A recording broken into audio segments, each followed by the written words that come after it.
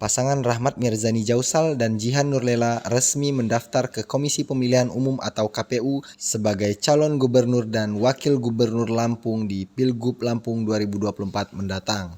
Sebelum ke KPU, pasangan ini terlebih dahulu menggelar deklarasi yang berlangsung di Gedung Geraha Wangsa, Sukaraja, Bandar Lampung, Kamis 29 Agustus 2024.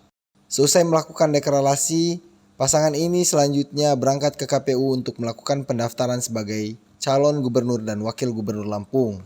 Dalam kesempatan tersebut, Mirza menyampaikan komitmen untuk memajukan Provinsi Lampung jika ia terpilih sebagai gubernur. Selain itu, Mirza juga menyoroti berbagai permasalahan di Lampung yang dinilainya perlu untuk dibenahi.